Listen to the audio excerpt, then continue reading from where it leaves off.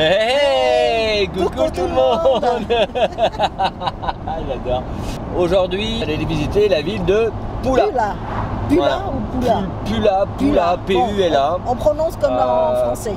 Donc c'est une ville qui est très ancienne puisque elle a des fondations, elle a encore des monuments comme un amphithéâtre qui ressemble à celui du Colisée en plus petit. Voilà, on va avoir différents monuments donc romains de l'époque romaine, donc qui datent de 2000 ans, plus de nouveaux bâtiments comme la cathédrale du 16e ou 17e siècle, je ne sais plus. Voilà, donc beaucoup de choses à voir, beaucoup de choses à faire. On va essayer de faire ça aujourd'hui, mais avant là on cherche de l'eau pour pouvoir être tranquille ce soir.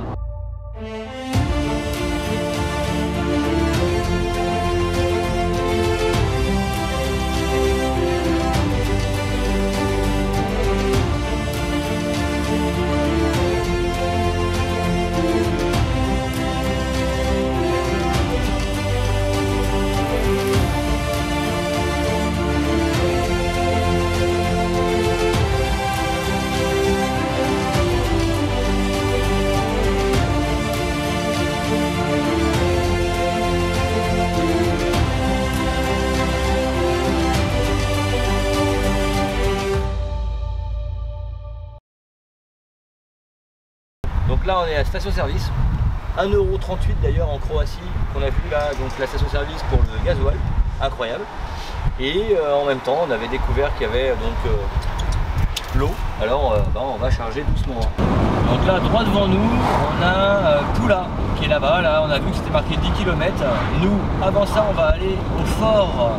Donc là on s'est garé juste ici, on a fait un petit parcours de forêt, franchement on se demandait bien si c'était normal parce que techniquement tu sais que tu vas visiter un fort, tu sais qu'il est abandonné et gratuit, mais franchement les chemins aussi sont quand même pas trop appropriés pour les gros véhicules. Tous ceux qui sont en camping-car vous oubliez, tous ceux qui ont des véhicules neufs qui ne veulent pas rayer vous oubliez, et tous ceux qui font plus de 3 mètres vous oubliez. Venez voilà. En vélo. En vélo ou à pied, Ou à pied. On aurait dû. Ok, donc là on est arrivé au fort Grosso, situé près de Pula, en Croatie, est une des nombreuses fortifications construites par l'Empire austro-hongrois à la fin du 19e siècle. Sa construction a débuté dans les années 1880. Une période où Pula était une base navale stratégique importante de la marine austro-hongroise. On continue de monter les différents étages, mais je t'avoue que c'est pas rassurant parce que tu vois le vide sous les marches. Tu sais pas trop si c'est une bonne idée ou pas. Tu vois Ils ont mis des parpaings pour... ouais, il y a des parpaings sur la partie basse ici. Ils ont essayé de rester... Là, ils ont refait une colonne parpaing. Ouais. Pour pouvoir soutenir la voûte qui devait sûrement bouger. Là, ils ont mis des étais en bois.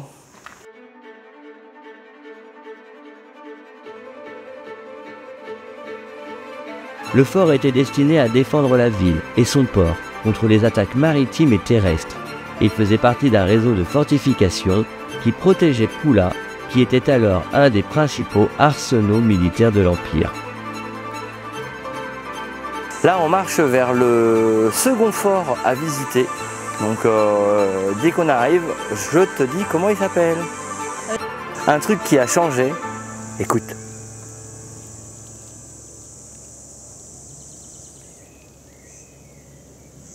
Ah, ils se sont arrêtés. Là. Tu entends. Donc là, tu vois, on est arrivé au nouveau fort qui s'appelle Valmaggiore. Valmaggiore. Le fort Valmaggiore, également situé près de Pula, à côté du fort Grosso, a été construit, lui, durant la même période. On entre à l'intérieur du vieux fort.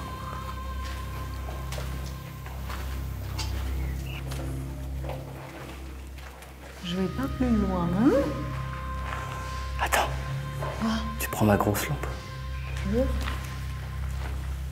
Comme le fort Grosso, le fort Valmaggiore servait à protéger la ville et la base navale. En fait, c'est des galeries d'ici. C'est tout fin. Hein? Ici, là, regarde le chemin. Faut pas être trop gros, quoi.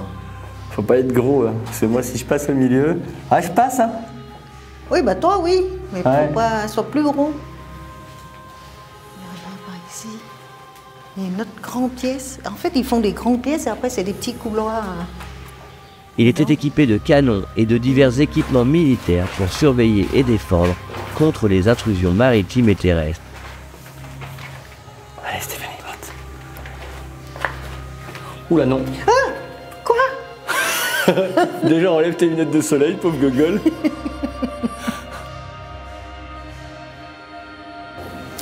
Pouvoir.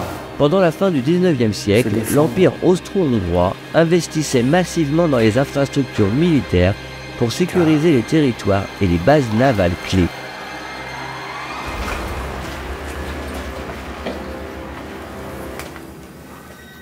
Oh, que c'est splendide, t'as l'impression de voyager là dans des ruines tellement antiques alors qu'elles ne sont pas si vieilles. C'est là que tu te rends compte que la nature reprend vite ses droits. Quoi. Bon là on va essayer de monter en haut, mais bon, tu peux constater toi-même que l'escalier est pas non plus foufou quoi.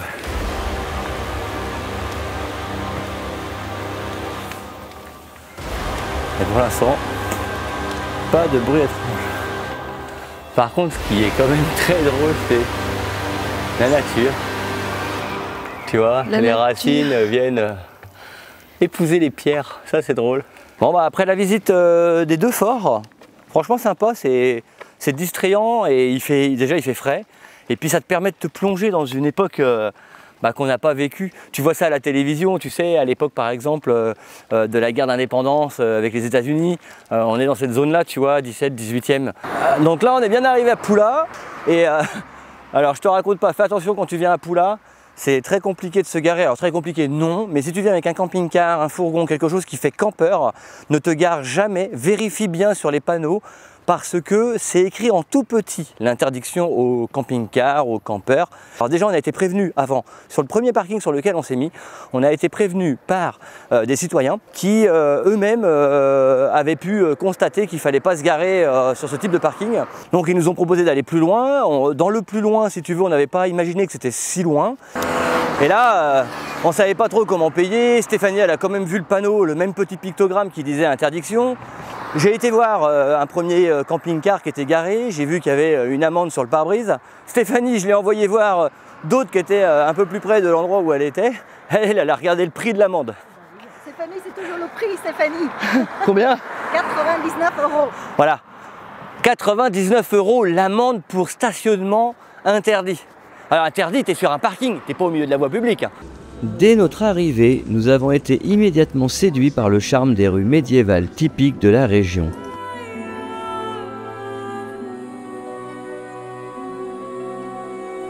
L'atmosphère unique de Poula se fait sentir à chaque coin de rue. Nous avons commencé notre visite par un déjeuner dans un petit restaurant sur l'une des places principales de la ville.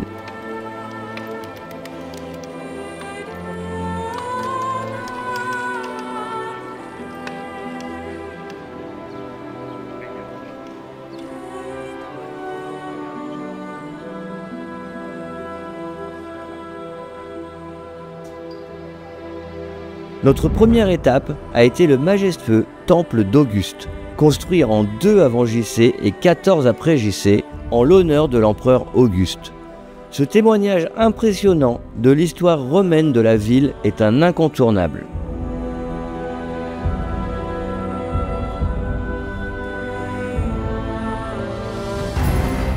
Ensuite, nous avons visité la porte d'Hercule, une ancienne porte romaine datant du 1er siècle avant JC.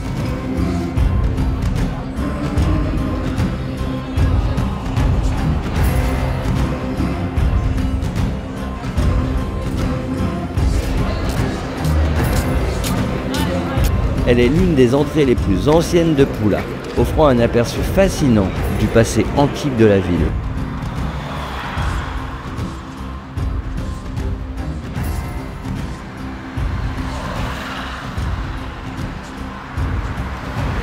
Bon bah tu vois, là on a la cathédrale qui est juste derrière nous. C'est pas une grande cathédrale mais c'est une vieille cathédrale.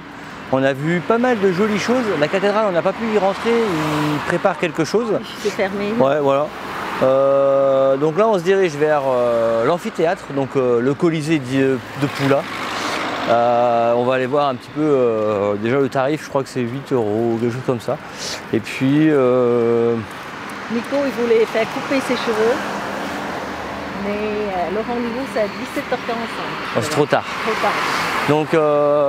Donc voilà, donc là on marche en direction de l'amphithéâtre. Alors voilà, je suis en train de manger ma glace au lemon, j'adore.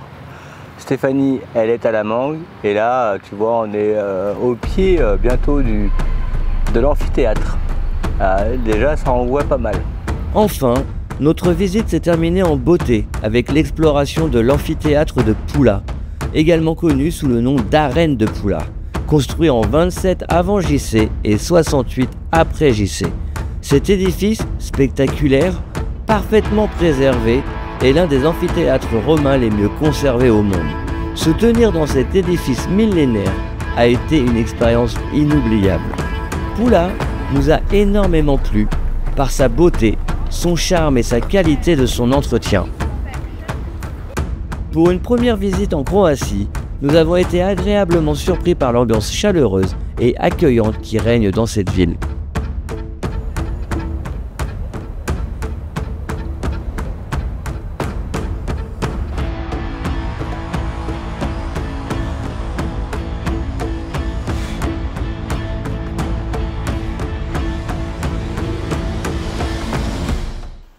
Et coucou, bon, Coucou. il est 8h20, tu vois, tout à l'heure on t'a parlé, il était 5h30. Eh ben non, c'est pas le matin, il est 5h30. Et tu vois, j'ai déjà pris une douche. Pas Steph, non, Steph, non. On s'est fait réveiller par un orage. Comme j'en ai quand même déjà vu, mais c'est surtout qu'il pleut quoi. Il pleut, il s'est mis à pleuvoir d'un coup et du vent. Le panneau solaire qui est en haut souple, EcoFlow, eh ben il a commencé à se lever parce que le vent s'engouffrait dessous et heureusement que c'est souple. Donc il se levait et clac, il retombait, il se levait et clac, il retombait. Voilà, je dis faut que je mette le véhicule dans l'autre sens. Je suis sorti dehors avec mon poncho, le temps d'aller à la voiture, de prendre la clé. Et une douche.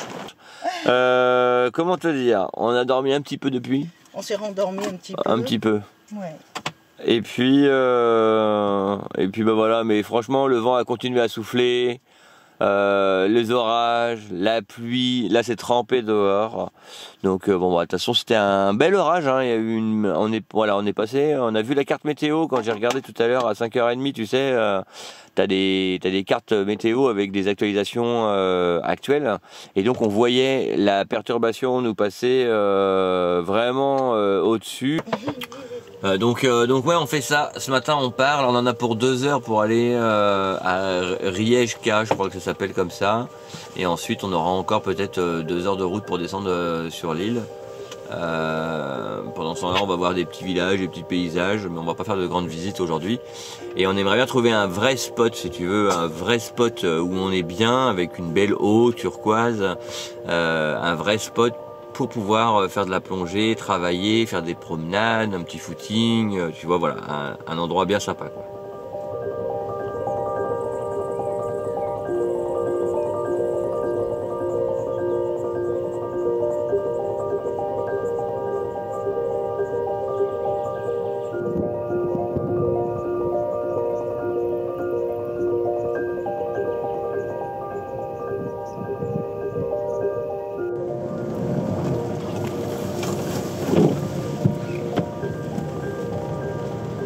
Donc là on prend un chemin pour aller au spot de ce soir. Environ 1 km. On va voir si c'est bon et avec ça. arriver à destination. Ok, très bien, merci pour l'info.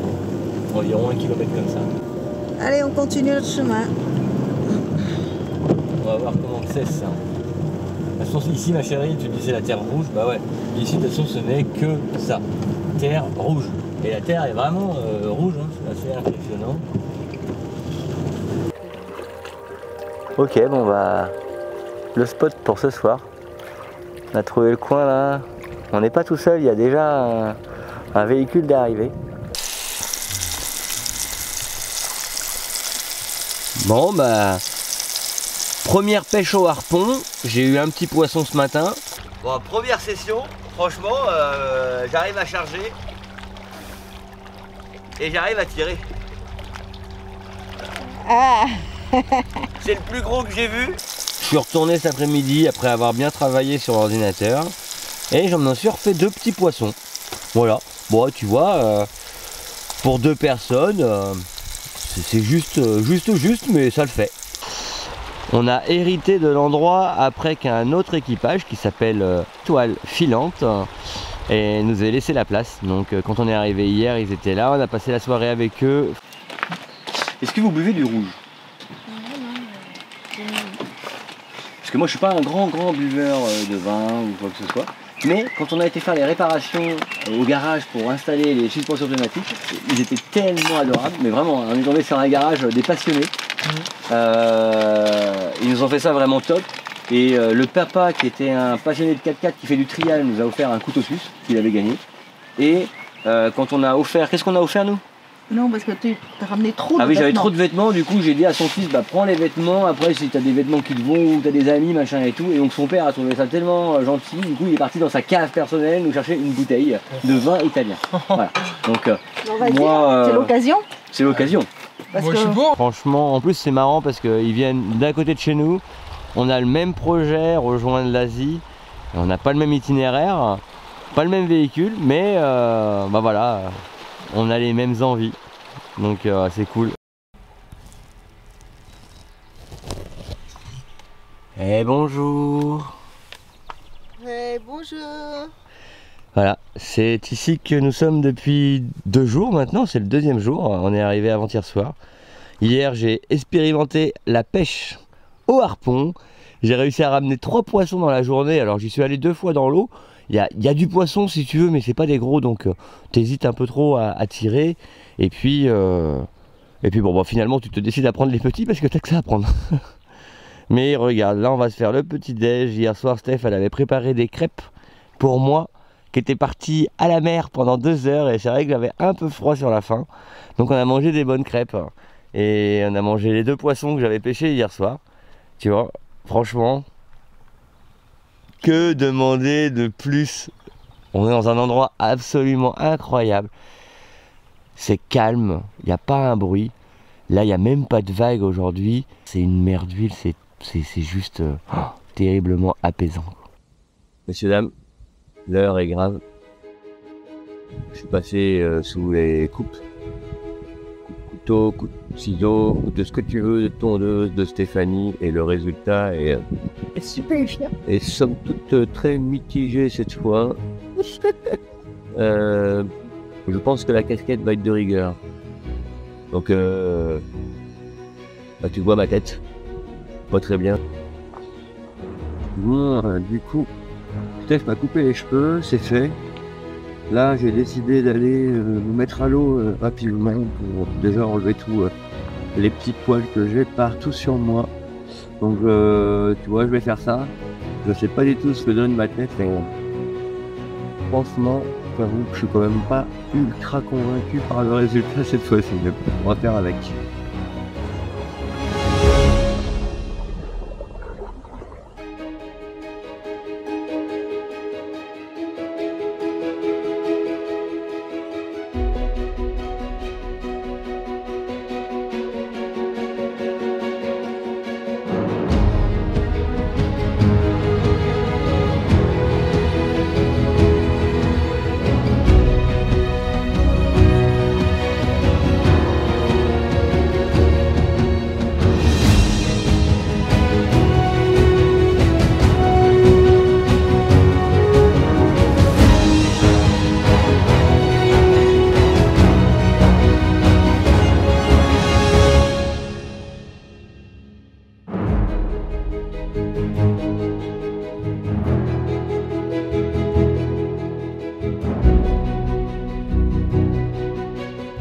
La journée du samedi, après avoir passé nous 2 jours sur place depuis que Toile Filante était partie, nous avons pris beaucoup de plaisir et le samedi nous avons commencé à voir de nouveaux voyageurs arriver comme ce fourgon blanc et l'autre à côté Mercedes rouge Et puis, dans l'après-midi du samedi, de nouveaux véhicules sont arrivés. C'était des berlines, des voitures normales, conduites par des locaux qui, eux, connaissaient les lieux et voulaient profiter un maximum des criques environnantes.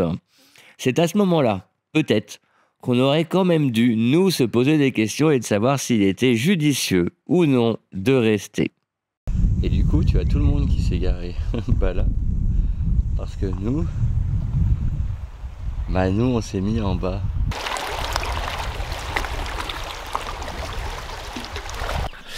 Et coucou tout le monde, il est très tôt, on est lundi matin et ce matin on s'est fait réveiller par un toc toc toc à la porte.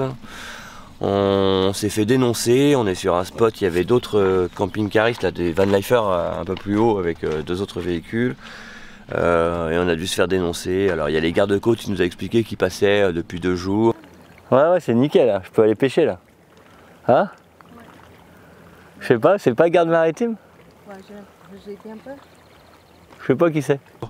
Et puis il y a aussi sûrement les locaux qui sont venus hier à la plage, il y a des plages à côté, qui ont dû dénoncer.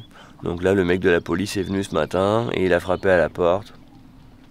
Et il nous a annoncé 133 € par personne d'amende. Tout va bien. En nous expliquant que c'était formellement interdit de dormir dans son véhicule en Croatie, de dormir sans payer. Voilà, donc partout où tu vas, tu dois payer, toujours payer, même si tu veux juste dormir dans ton véhicule. C'est quand même assez dingue. Voilà, donc les 2 autres véhicules ont pris aussi une amende. Nous, on a pris notre amende. Bon, après les 133 par personne, il a plutôt fait 133, tu vois bien, l'ensemble. Donc c'est-à-dire 133 pour moi et Stéphanie, 133 pour les autres. Voilà. Donc tu vois, réveil sympa. Donc on va prendre le petit déj quand même parce qu'on a toute la journée pour pouvoir Chercher notre spot. un autre spot. Voilà. Ouais. Je sais pas si c'est, tu vois, c'est l'Europe quoi. Vache à lait quoi. C'est dingue. C'est pas comme si on était rentré dans un endroit où c'est marqué interdit, tu vois. En fait, c'est tout qui est interdit. C'est incompréhensible. Donc comme tu l'as compris, on vient de prendre notre petit déjeuner. On est un petit peu dégoûté quand même. Oui, mais on va rester quand même pour la journée. On va pas toute la journée, une matinée. On va rester la matinée et puis on va partir cet après-midi pour se trouver à un autre endroit, mais ça sera Plus discret. plus discret peut-être. On se dit à la semaine prochaine pour un nouvel...